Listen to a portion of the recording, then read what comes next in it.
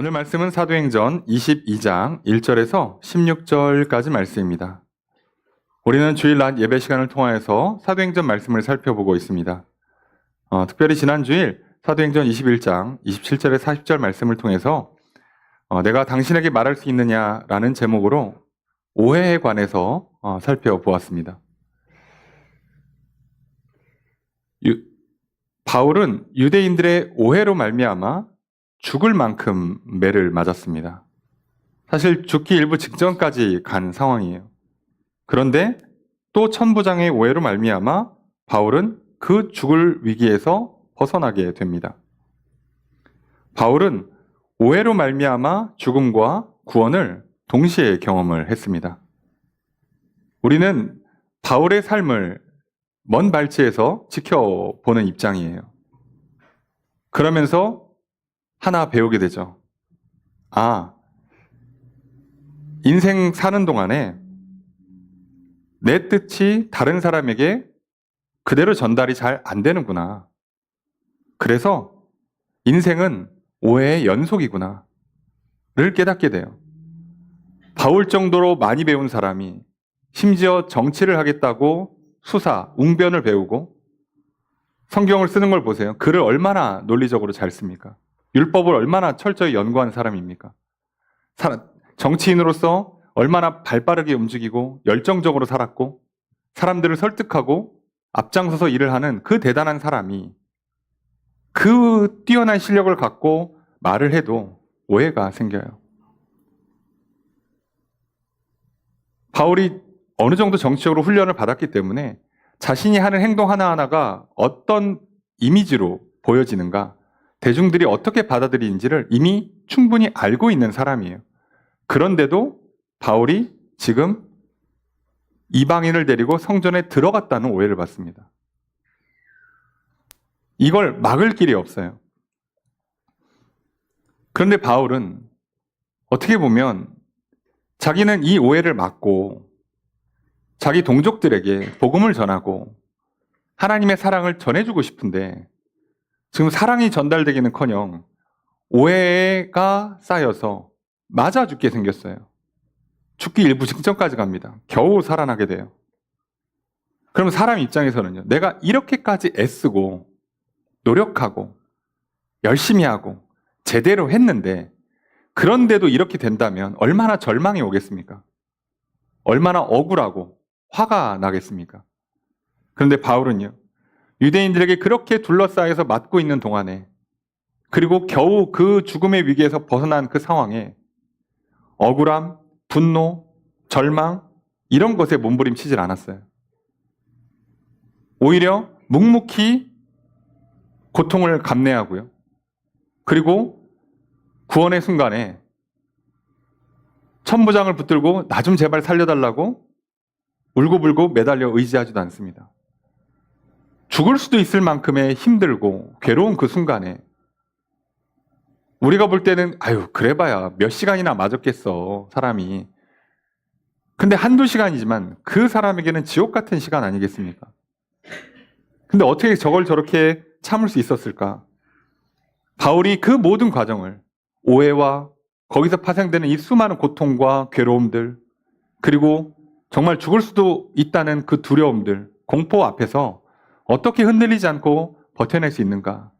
오늘 우리는 딱 하나만 기억하게 되는 거죠. 바울은 믿었습니다. 바울은 예수를 나의 그리스도로 믿고 하나님 앞에 나아갔더니 하나님 살아계시구나. 하나님 나의 창조주시구나. 하나님 나를 향한 계획을 갖고 계셨고 그 계획을 이루고 가시는구나. 그 과정 중에 어떠한 일이 있어도 나를 지켜 보호하시는구나. 바울은 이미 예루살렘에 오면 뭔지는 모르지만 어마어마한 고통과 고난과 핍박을 받을 거고 죽을 수도 있을 거라는 걸 알고 있어요. 그럼에도 불구하고 결박당해서 재판장에 끌려가야 되고 결국 그 방식으로 로마를 가고 스페인까지 갈 거라는 걸 알고 있어요. 하나님께 주신 그 뜻, 나에게 주신 이 사명이 있는 한 여기서 맞아서 죽진 않아요. 그런데 문제는 그렇게 믿고 있지만 한 대만 맞아보세요. 두 대 맞으면 죽을 것 같거든요. 사람인지라 어쩔 수 없습니다. 그 밀려오는 공포를 이겨나간다는 건 쉽지 않아요. 그럼 바울이 그 맞는 그 순간에 뭐 했겠습니까? 믿음 붙들고 그저 기도했겠죠. 바울은 그 삶을 살았어요. 그래서 본인의 안전이 확보된 그 순간에 한숨을 쉬고 또 이렇게 야 이제 살았다 이렇게 하는 게 아니라 그 안전이 확보되는 그 순간에 맞아서 몸은 만시창이가 됐고 사실 얼굴도 부어서 말이나 제대로 할까 싶은데 그리고 지금 아직 이 유대인 무리들의 흥분이 가라앉지 않은 상황인데도 불구하고 바울은 천부장에게 요청합니다. 말할 수 있겠습니까? 말을 하게 해달라고 요청을 하는 거죠. 도대체 무슨 말을 하고 싶었길래 이랬을까? 여러분 오늘 바울은요. 그동안 교회를 전도하고 교회를 세우고 선교하고 많은 사람들을 만나고 또 이런 일들을 겪으면서요. 바울은 오해가 없는 세상을 꿈꾸지 않았습니다. 그런 꿈 같은 세상, 그런 낙원, 유토피아는 이 땅에 이루어지지 않는다는 걸 받아들인 사람이에요. 그리고 오늘 우리도 마찬가지입니다. 여러분 이 땅에요. 오해 없는 세상을 꿈꾸며 살지 않기를 부탁드립니다. 왜냐하면 오해가 없는 게 아니라요. 오해가 있음에도 불구하고 하나님은 그 오해를 이해로 바꾸시는 거예요. 오해 가운데 하나님을 이해하고 하나님의 역사를 이해하는 그래서 오해가 가득한 이 세상에서 우리는 뭔가 제대로 이해하며 살아가는 인생을 사는 거예요. 오해가 없는 세상이 아니라 오해 가운데 이해를 하는 세상. 아, 하나님 살아계시구나. 아, 하나님 나를 사랑하시는구나. 아, 하나님 이 일을 하시려고 이렇게 끌고 가셨던 거구나를 이해할 수 있게 돼요. 여러분 우리가 이 세상 살면서 때때로 고통이 찾아와요. 시련이 옵니다. 오해와 문제들이 찾아옵니다. 걱정하고 두려워하지 마십시오. 하나님은 그 모든 것들을 그 고통과 시련과 오해와 문제들을 은혜의 통로로 바꾸실 겁니다. 하나님이 어떤 분인지를 이해할 수 있는 하나님께서 행하신 일들이 무엇인지를 분명히 깨닫는 기회로 만들어 주실 것입니다. 힘들고 괴로우면 믿음이 약해지기 쉬워요. 하지만 우리는 그 기회를 더 믿음을 강하게 키우는 훈련의 기회로 삼기를 부탁드립니다. 그러니 오해 앞에서 무너지지 마십시오. 오해를 풀어야겠다는 굳은 의지를 다지면서 인생 살아가지 마십시오. 오해를 푸는 과정에서 서로를 이해하는 것이 우리 인생의 목표가 아닙니다. 오해가 풀어가는 과정에서 하나님을 이해하는 겁니다.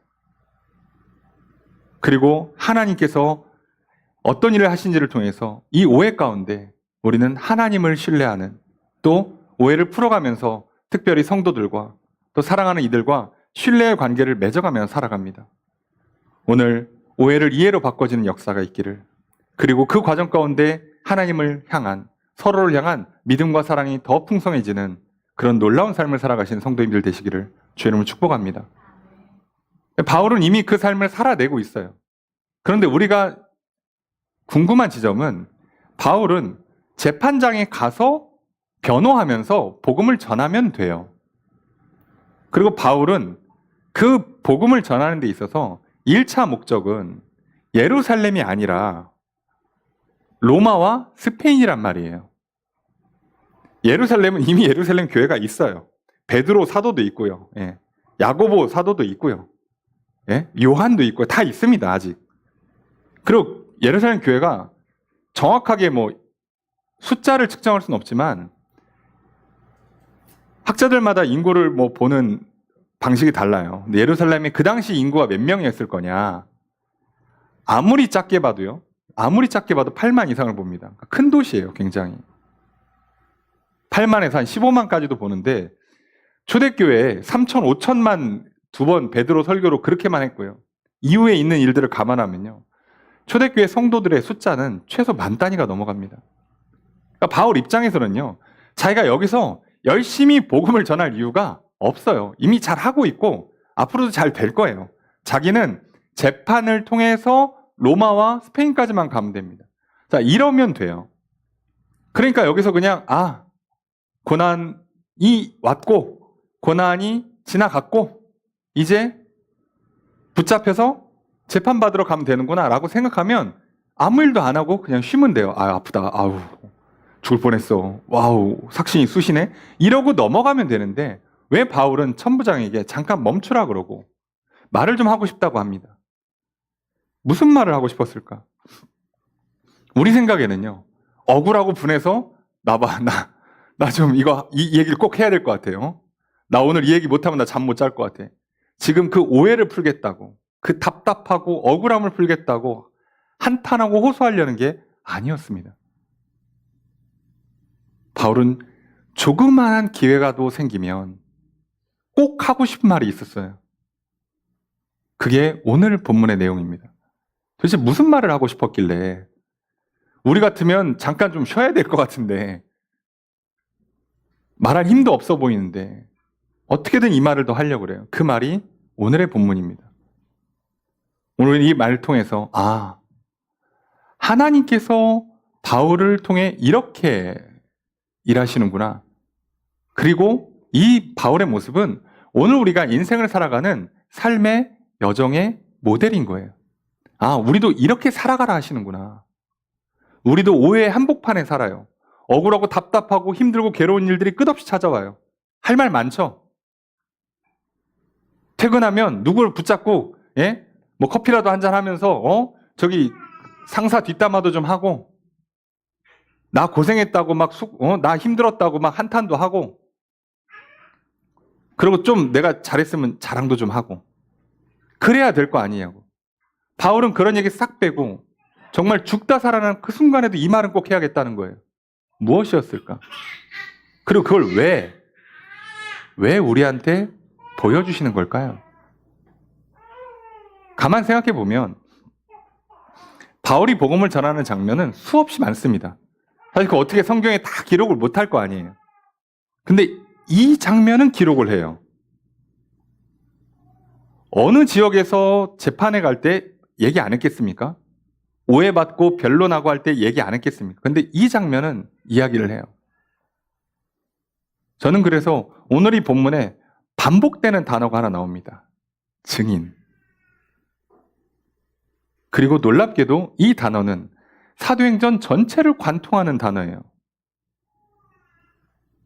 사도행전 1장 8절 말씀처럼 너희가 성령 임하면 너희가 권능을 받고 예루살렘, 유다, 사마리아 땅끝까지 이르러 내 증인이 되리라 해요. 그리고 그 이야기를 바울은 오늘 다메섹 도상에서 예수님을 만나고 아나니아의 입을 통해서 그 얘기를 똑같이 듣습니다.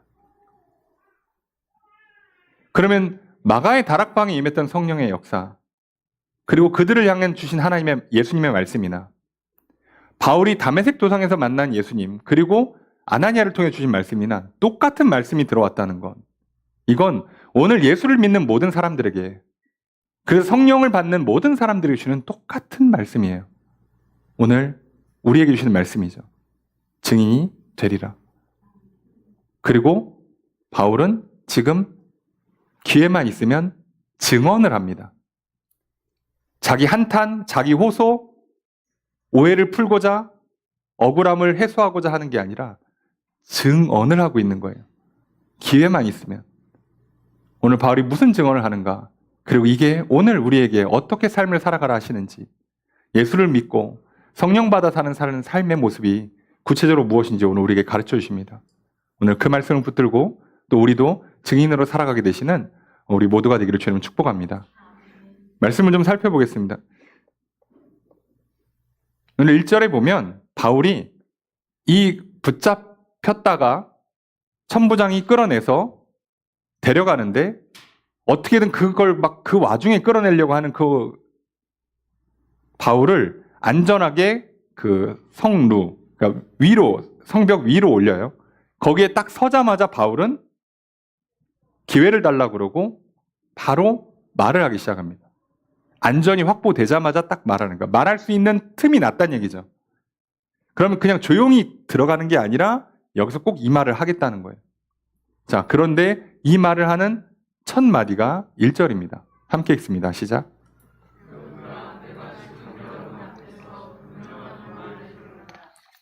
여기 지금 부형들아라고 번역이 됐어요. 그런데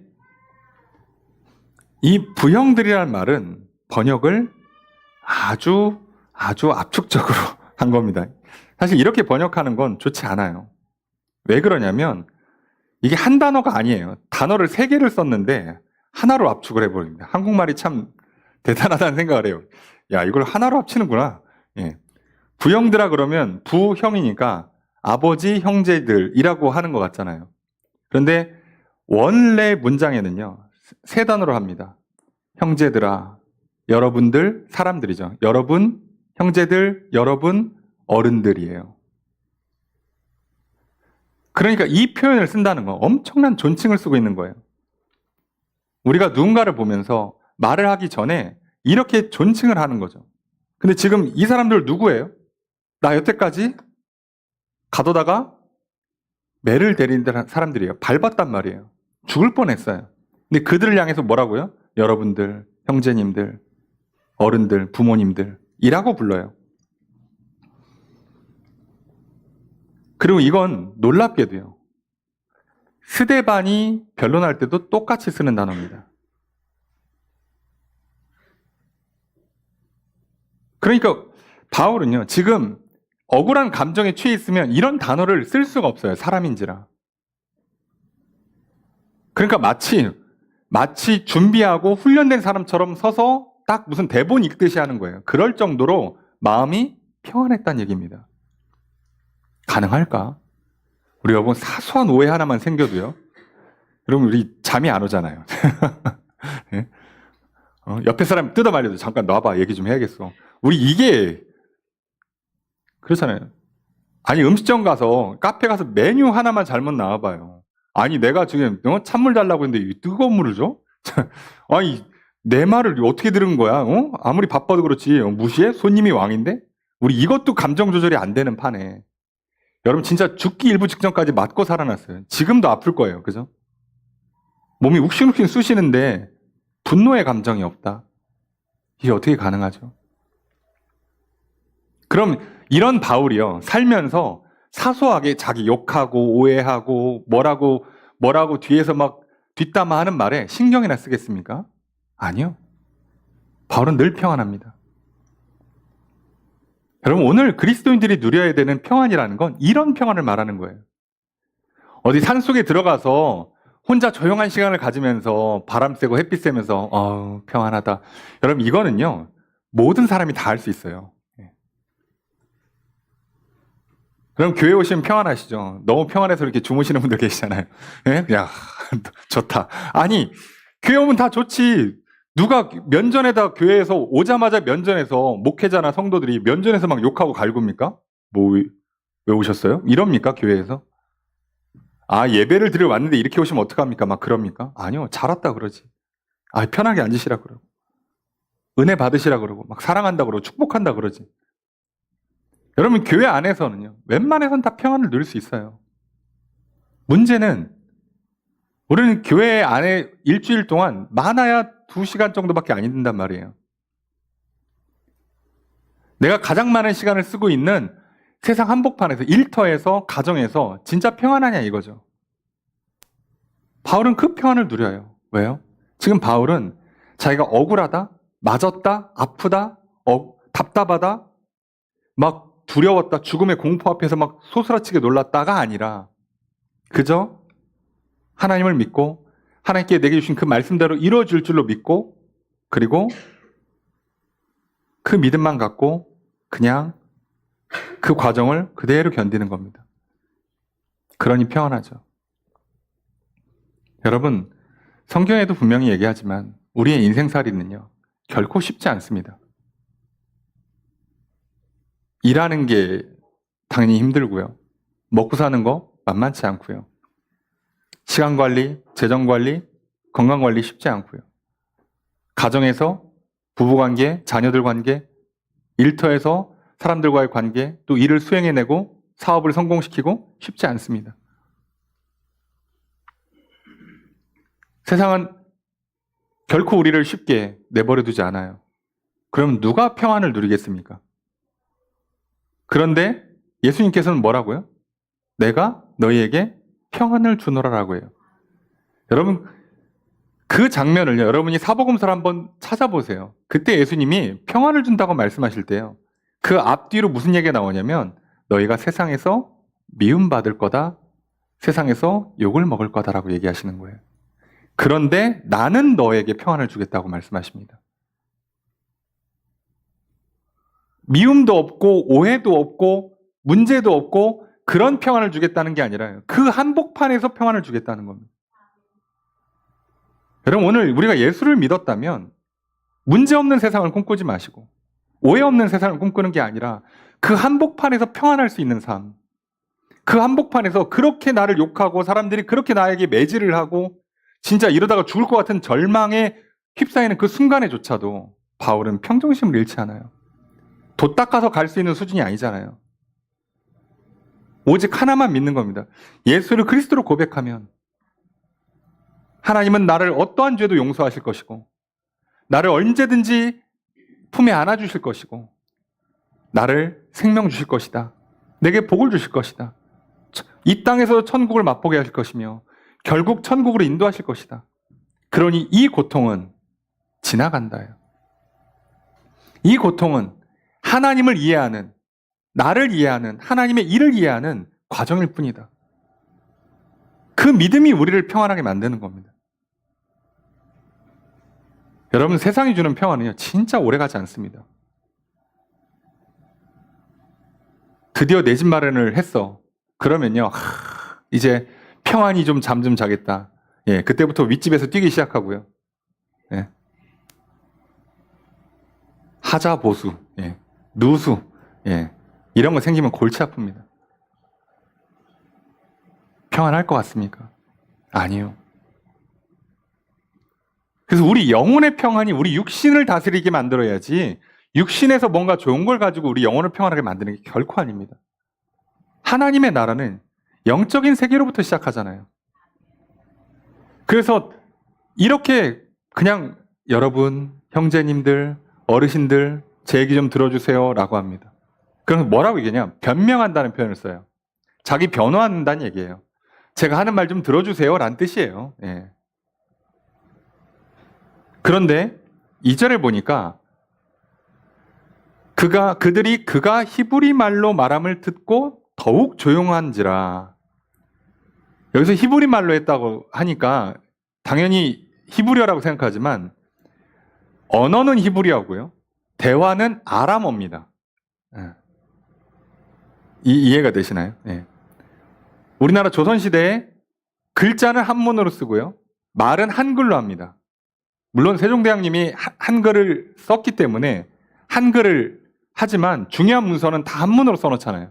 그렇지만 말은 한글로 하듯이 이 히브리어랑 아람어는 좀 달라요. 우리도 같은 알파벳인데 영국식이랑 미국식도 다르잖아요. 그런 식으로 차이가 나요. 근데 바울이 아람어로 말을 하면 이 사람들은 지금 굉장한 오해를 했잖아요.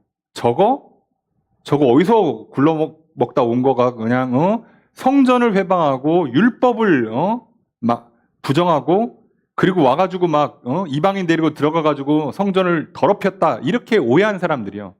이 사람이 와가지고 아람어로 얘기를 해버려요. 분명히 뭐라고 사람들이 오해했어요? 저거 에베소랑 저 소아시아 지역 돌면서 성전 막 무시하고 율법 막 무시했던 사람이야 라고 했는데 봤더니 같은 말을 해. 우리 편이었어? 우리 민족이었어? 날 때부터 유대인이면요, 하라고 해도 못합니다. 성전을 모독하라고 해도, 율법을 모독하라고 해도 못해요. 그들이 얼마나 강하게 교육을 시키는데요. 몸에 배어 있습니다. 그리고 그래서 유대 그리스도인들, 예루살렘 교회 성도들이요, 그래서 이 성전과 율법을 안 건드린 거예요. 초대에 안 건드렸습니다. 그리고 그런 문제가 있을 걸 예수님 당연히 아시고, 하나님 당연히 아시고 베드로를 어떻게 한 거예요? 베드로한테 환상을 보여주고 고넬료 백부장 고넬료 집에 보내서 그걸 가르쳐 준 거예요. 그걸 안 하면 못 받아들여요. 너무 강력한 문화가 있기 때문에. 그러니까 그러니 어려서부터 태어난 사람은요, 시켜도 안 합니다. 한국 사람들도요. 한국의 정서라는 게 있어요. 문화라는 게 있어요. 그러니까 우리는 어지간해서요. 길바닥에 물건이 떨어져 있으면 그대로 놔둡니다. 건드리지도 않아요. 우리는 어디 경찰서에 갖다 주지도 않아요. 그대로 놔둬요. 우리의 문화예요. 안 건드린다. 그게 우리 방식이잖아요. 우리 방식.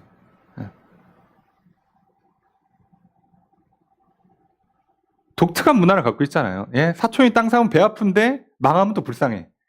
그래서 이게 지금 애매한 그 텐션이 있어요. 한국 고유의 정서라는 게 있어요.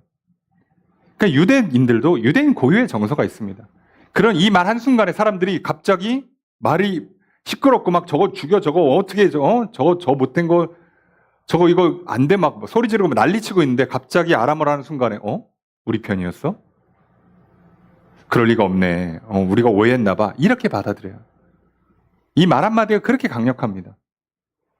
자, 그런데 바울은 여기서 오해를 푸는 게 아니에요. 이제부터 바울이 하는 말은 무슨 얘기냐?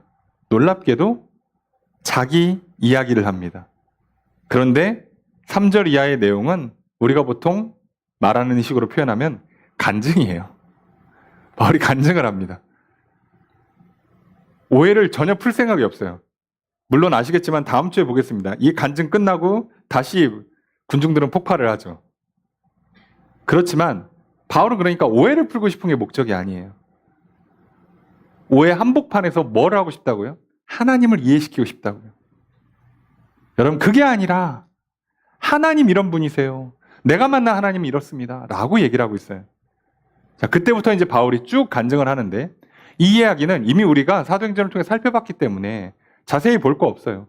유대인이죠. 길리기아 다소에서 태어났어요. 그래서 로마 시민권을 갖고 있습니다.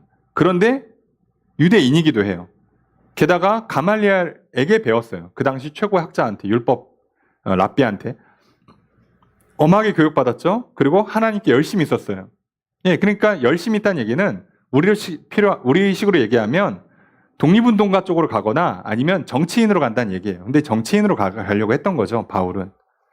그래서 4절에 보니까 내가 예수를 믿는 이 사람들을 박해해서 죽이기까지 했다. 스데반 죽일 때는 자기가 맨 앞에 서서 이 일의 집행자가 됐고요. 증인이 됐고, 그리고 남녀를 결박하여 옥에 넘겼고요. 그리고 대제사장과 모든 장로들이 내 증인이다. 내가 이렇게 했다는 걸 저들이 알고 있다. 내가 저 사람들한테 가서 증서 받아서 했으니까 아시지 않냐고 얘기하는 거예요. 증인이라고, 증인. 그럼 내가 다메섹까지 가서 그 사람들 잡아오려고 가는 길에 빛이 비추더니 내가 쓰러졌다. 근데 소리가 들려요. 사울아, 사울아, 왜 나를 박해하냐? 그래서 바울이 대답을 합니다. 주님, 누구십니까? 아니, 빛에 눈은 멀었지, 말에서 떨어졌지, 소리는 들리지. 그러니까 얼마나 무섭겠어요. 누구십니까? 라고 물어봐요. 당연히 극존칭을 써야죠. 주인님, 주님, 누구십니까? 라고 하니까 나는 내가 박해하는 나사렛 예수다. 자, 예수님을 만난 거예요. 자, 근데 이게 특이한 현상인 게요. 나와 함께 있는 사람들은 빛은 봤어. 그 엄청난 빛에 다들 막 정신 못 차리고 있는데 음성은 자기만 들었어요. 자, 이게 중요한 겁니다. 오늘 우리가 예배 시간에요.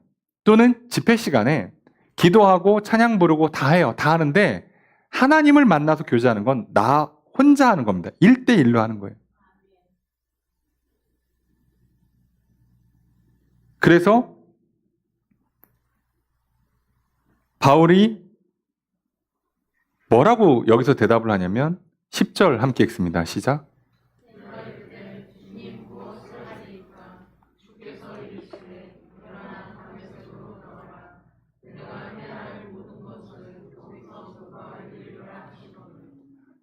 바울이 뭐라고 얘기하냐면 내가 이르되 주님 무엇을 하리이까? 아니 여기서 왜 갑자기 주님 그럼 제가 무엇을 합니까? 라고 물어보죠. 왜 갑자기 일하려고 하느냐? 아니고요. 이게 성경에 보면 다 이런 표현이 나와요. 베드로, 예수님 만난 베드로도 그렇고요. 이게 뭐 이사야도 그렇고요. 내가 무엇을 하리까요? 무슨 얘기냐면 하나님을 만나는 사람들의 공통적인 특징이 있어요. 첫 만남은 대부분 다 뭐를 인식하냐면 내가 죄인이라는 걸 인식해요. 하나님 만나면 회개부터 하게 돼 있어요. 그런데 그 회개를 하고 내가 죄인이고 하나님은 나의 심판자시지만 나를 용서하시는 구원자라는 그 믿음을 갖게 하는 게 첫 번째 단추인데, 그래서 다들 뭐라고 물어보는 거냐면 내가 어떻게 해야 살겠습니까? 어떻게 해야 구원을 받겠습니까? 여러분, 사실 오늘 우리도 마찬가지 아닙니까? 하나님, 뭐 하면 좋겠습니까? 어떻게 할까요? 라고 묻는 건 어떻게 해야 오늘의 이 고통을, 이 문제를, 이 괴로움을 풉니까?잖아요. 이 죄책감과 이 죽음의 두려움을, 이 인생살이의 이 고단함을 어떻게 해야 풀 수 있습니까? 라고 묻는 거잖아요. 그래서 이걸 압축해서 뭐라고요? 뭐 해야 됩니까? 라고 하는 거죠. 똑같아요. 그랬더니 뭐라고 얘기를 해요? 다메섹 가서 기다리고 있어. 사람 하나 보낼게. 그래서 눈이 멀어서 끌려갑니다. 그래서 아나니아라는 사람이 찾아오죠. 자, 그 사람을 통해서 하는 말이에요.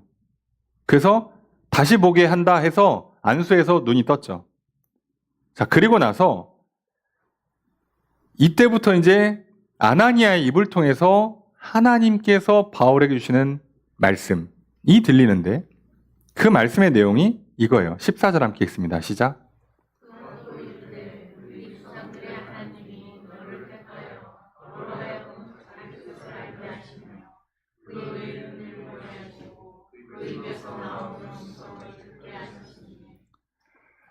자, 오늘 아나니아가 하나님의 말씀을 뭐라고 전하냐? 하나님이 너를 택했다.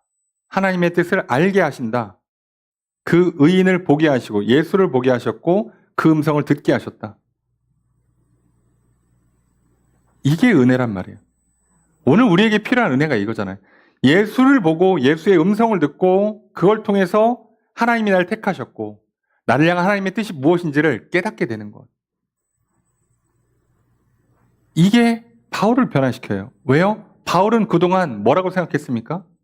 좋은 집안에 태어나서 똑똑한 머리 갖고 태어나서 그래서 공부 열심히 해서 민족의 지도자가 돼서 그렇게 해서 출세하고 성공하고 또 이 백성들을 말 그대로 본인이 생각했던 방식으로 하나님께 잘 이끌어줘야지 라고 생각했어요.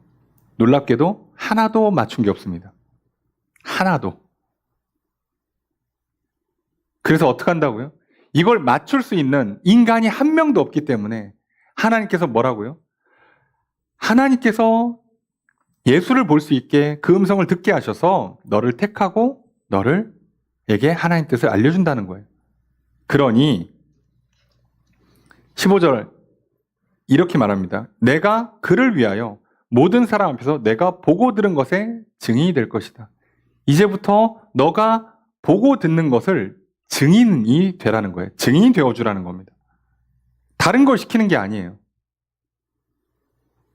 물론 사명은, 큰 틀에서의 사명은 이 증인의 일을 어디 가서 하라고요? 이방, 소아시아 지역 가서 하라고 했기 때문에 이방인의 사도라는 어떤 직분과 사명을 주지만 큰 틀에선 이 사명은 뭐로 귀결됩니까? 증인이 되라예요.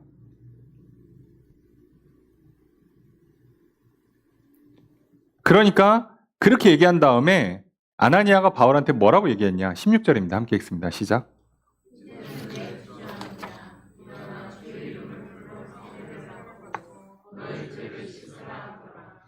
그러니까 뭐라고요? 권면하는 겁니다. 뭘 주저해? 야, 결단하자. 일어나서 주의 이름을 불러. 주의 이름 부른다는 건 뭡니까? 예수님, 예수는 나의 그리스도십니다. 라고 고백하란 얘기예요. 고백하고 세례 받아. 자, 사람들 앞에서 공증해. 나 이제부터 예수 믿겠다고. 그리고 교회 공동체에 들어와. 그러면 너의 죄는 용서받아. 뭐 이거 미룰 필요 없잖아. 지금 하자. 예. 그래서 바울이 합니다.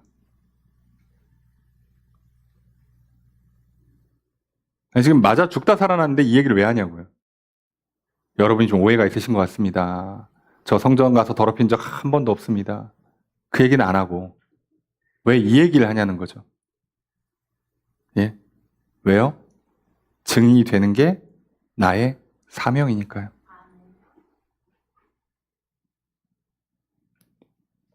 여러분들이 왜 증인되는 게 중요하냐면요. 아까도 말씀드렸잖아요. 사람들은요.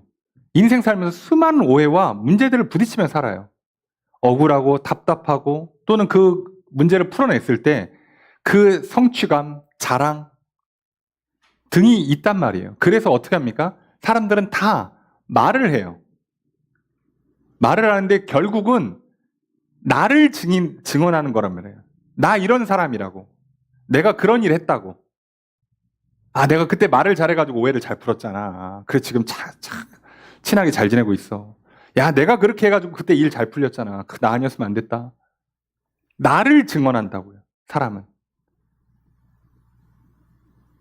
그런데 누군가는 모든 일들이 그렇게 순탄하게 풀리진 않을 거 아니에요. 그때마다 어떻게 해요? 또 풀어야지. 문제가 있으면 문제 풀고, 오해가 있으면 오해 풀고, 그러다가 잘 풀리면 나 잘했다고 자랑하고, 안 풀리면 억울하다고, 답답하다고 한탄하고. 평생 우리는 자기 증언하다 끝납니다. 그럼 여러분, 죽을 때쯤 돼서 한번 뒤돌아보세요. 얼마나 내가 오해를 이 땅에서 오해를 풀고 살아왔는가? 얼마나 제대로 소통을 하고 신뢰의 관계를 몇 명이나 맺었는가? 진짜 친구라고 할 수 있는 사람, 진짜 사랑한다고 할 수 있는 사람 몇 명이나 있는가, 내 인생에서. 아, 내가 제대로 살았어. 라고 고백할 수 있냐는 거죠. 이거 성공한 사람이 있을까요? 이게 안 된단 말이에요. 바울이 여기서 자기 오해를 풀면 뭐합니까? 한 달 지나면 또 할 건데. 한 달이나 갈까요? 다른 무리가 와서 우리는 그거 못 받고, 야, 쟤 나쁜 놈 아니야? 그럼 또 해야 돼요, 이거. 평생 그럽니까, 평생? 이러다 인생 끝날까요? 아니죠.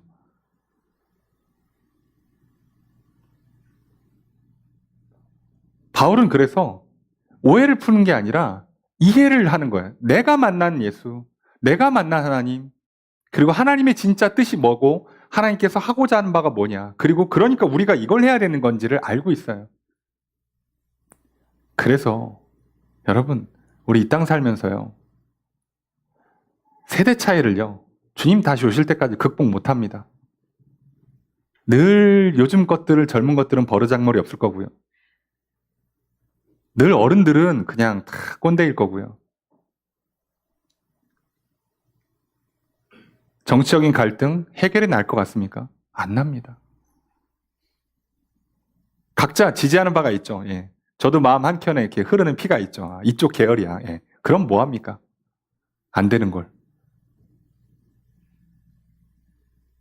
우린 이 문제 못 풀어요. 갈등이 없는 사회 구현이 될 것 같습니까? 아니요.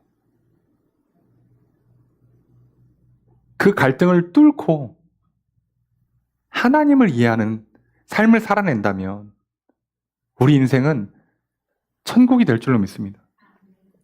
속지 마세요. 갈등이 없는 게 아니라, 문제가 없는 게 아니라 그 가운데 하나님과 함께 하는 거예요. 바울은 그래서 문제를 푸는데 문제에 집중을 안 해요. 항상 뭐에 집중합니까? 하나님께 집중하죠.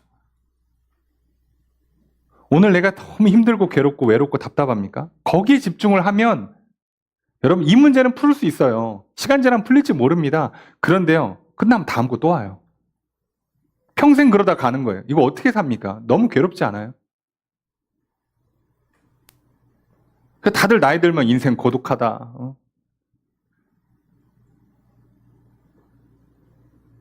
하다 경로당 가셔가지고 이제 인생 살 만큼 사신 어르신들이 가서 거기서 또 서열 싸움하고 삐져가지고 안 가고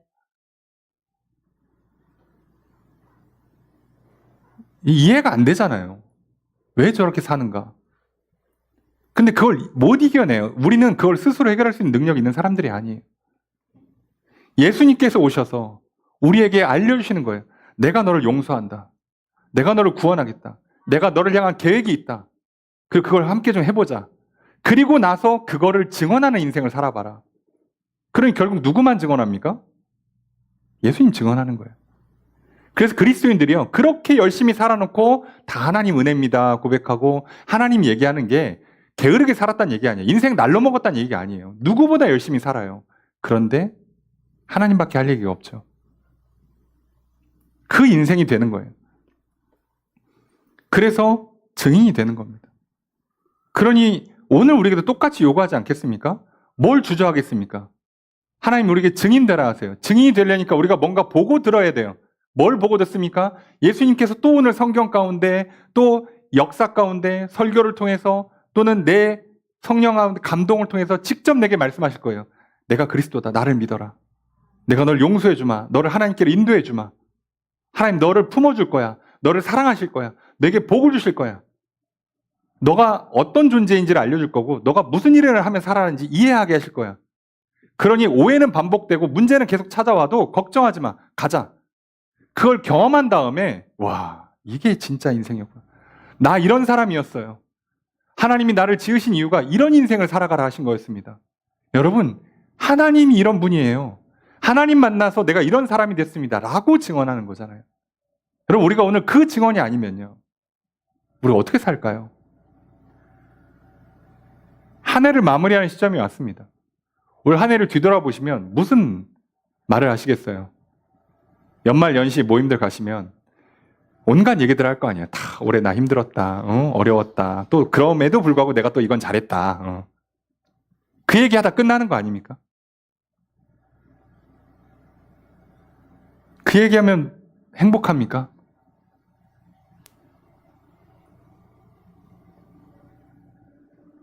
바울은 지금 오해를 풀겠다고 한 게 아니에요. 그 죽다 살아나는 그 절호의 기회에 오해가 아니라 이해를 하고 있어요. 하나님이 어떤 분인지, 하나님 나를 어떻게 지으셨고 나를 어떻게 쓰고 계시고 나를 통해 무슨 일을 하려고 하시는가를 이해하고 있어요. 그러니 그 자리에 정확하게 그 일을 하는 겁니다. 바울도 알아요. 이 얘기하면 또 저 난리 날 거라는 거. 알아도 합니다. 왜요? 절대 죽지 않는다. 매는 맞겠지. 감옥은 가겠지. 안 죽어. 이거 스페인 갔다 오고 갈 때까지는 안 죽어. 여러분, 하나님께서 내게 계획하신 바가 있고요. 그 뜻이 있고 사명이 있습니다. 여러분, 그 뜻과 사명이 완수될 때까지요. 안 죽습니다. 굶어 죽지 않을 거고요. 넘어져 쓰러지지 않을 겁니다. 두려워하지 마십시오. 오히려 바울처럼 믿음을 갖고 용기를 갖고 힘을 내면요. 기회를 놓치지 않고 포착할 수 있어요. 할 일 다 해냅니다. 그 정신없는 와중에 할 거 다 합니다. 여러분 올 한 해를 한번 뒤돌아보세요. 이해가 좀 되십니까? 하나님 왜 나에게 2025년을 이렇게 보내게 하셨을까? 와 하나님 나를 이렇게 사랑하셨구나. 와 나를 이렇게 많이 용서해 주셨구나. 도와주셨구나. 이해가 좀 되십니까? 아니면 지금도 하나님과 좀 오해를 푸느라고 막 씨름하고 계세요? 하나님 나한테 왜 그러시냐고. 아 올해는 좀 너무했다고. 내가 혹시 뭐 연초에 뭐 서원했는데 뭐 까먹은 거 있어요? 좀 왜 그러시냐고 좀. 여전히 오해하고 풀고 있습니까? 아니요. 우리는 그저 믿음으로 나아갈 뿐이에요. 그리고 그 믿음으로 살아서 하나님의 살아계심을 예수님의 그 십자가 사랑을 증언하며 사는 것 뿐입니다. 여러분 오늘 우리가요. 2025년 내가 만난 예수, 내가 만난 하나님을 증언하며 살아야 되지 않겠습니까? 그거밖에 없잖아요. 당연히 힘들어요, 여러분. 이 중에 안 힘든 사람 어디 있어요? 솔직히 말하면. 저는 안 힘듭니까? 여러분 안 힘듭니까? 뭐 어른들은 안 힘들어요? 애라고 안 힘들어요? 다 힘들어요. 다 힘들게 살아요. 다 열심히들 삽니다. 예.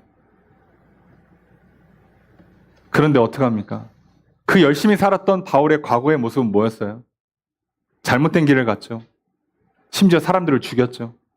내가 이렇게 하면 하나님 나라를 세울 거라고 생각했던 그 길이 오히려 하나님을 대적하는 길이었잖아요. 그때는 아무것도 몰랐어요. 그런데 예수를 만나고 나니까 이제 하나님의 나라가 무엇인지 하나님의 뜻이 무엇인지 알고 그 길을 걸어가요. 그리고 지금 자기랑 똑같이 하고 있는 저 여러분들을 향해서 저 형제들을 향해서 저 어르신들을 향해서 뭐라고요? 나도 옛날에 그랬습니다. 여러분이 지금 그러는 건 나를 미워해서가 아니라 예수를 만나지 못해서 그렇다는 걸 압니다. 그러니 이 시간 내가 할 말은 예수 믿으세요. 예수를 만나십시오. 라고밖에 할 말이 없는 거예요. 그리고 바울은 그 말을 하는 겁니다. 우리도 마찬가지 아니겠습니까? 얘가 머리가 좋네, 열심히 살았네, 재수가 좋네, 운이 좋네, 기회를 잘 잡았네, 친구를 잘 사귀었네. 아니, 우린 그게 무슨 의미가 있겠어요? 살면서 별의별 일이 계속 반복될 텐데 그때마다 어떻게 이거 다 일일이 대응하며 살아갑니까? 그게 아니라 오늘 내가 예수를 만나기 전에, 예수를 믿기 전에는 하나님과 화목하지도 못했고 용서도 기쁨도 평안도 생명도 복도 받아 누리지 못했었는데, 그래서 열심히 살았지만 오히려 나를 망치고 사람을 죽이는 길을 걸어갔지만 예수를 만나고 나니 용서를 받고 평안을 누리고 내 사명을 깨닫고 증인으로 살아가게 됐어요. 오늘 우리가 가야 될 길입니다. 그래서 놀랍게도요, 사도행전은 증인이 될 거라고 말씀하시고 증인이 된 사람들의 이야기가 기록된 겁니다. 그리고 오늘 우리도 마찬가지예요. 하나님 우리에게 뭐라고 말씀하십니까? 너도 예수를 믿고 성령 받고 증인이 되라. 이제 오늘 우리가 2025년을 마무리하는 시점이 왔습니다. 올해 내게 베풀어주신 하나님의 은혜 얼마나 크고 놀라운가를 여러분 충분히 이해하시기를 바랍니다. 하나님을 향한 오해를 좀 멈추시고요, 불신앙을 끊으십시오. 하나님을 이해할 수 있기를, 하나님을 신뢰할 수 있기를 바랍니다. 그러려면 오늘 나를 택하시고 나를 부르시고 나를 용서하시고 나를 통해 일하시는, 그렇게 할 수 있도록 내게 말씀을 들려주시고 내게 사람을 보내주시는 그 하나님 앞에 우리 오늘 16절 말씀처럼 주저하지 마시고 오늘 다시 일어나 결단했으면 좋겠어요. 주의 이름을 부릅시다. 예수는 나의 그리스도이십니다. 그리고 죄를 용서받고 신앙 공동체에 함께 하시면서 하나님께서 오늘 또 내게 무엇을 하라 하시는지, 어디로 가라 하시는지 한 걸음 내딛어 보시기를 바랍니다. 그러면 바울처럼요, 오해 한복판에서 이해가 있는 인생 살아갈 줄로 믿습니다. 그 고통과 괴로움 가운데 기쁨과 평안을 잃지 않는 인생이 될 줄로 믿습니다. 그렇게 살아가서 우리는 나 얘기하다가 내 얘기만 하다가 결국은 외롭고 허무한 인생이 아니라 하나님 이야기하면서 사랑을 나누는 풍성한 인생이 될 줄로 믿습니다. 오늘 그 길로 우리를 또 부르십니다. 어제까지는 모르겠습니다. 지난 2025년 이제 마무리해야 되지 않겠습니까? 오늘 주저하지 마시고 일어나 주의 이름을 부릅시다. 예수 그리스도를 부르시고 약속한 성령을 받아 증인으로 살아가시는 저 여러분 되시길 주님 축복합니다.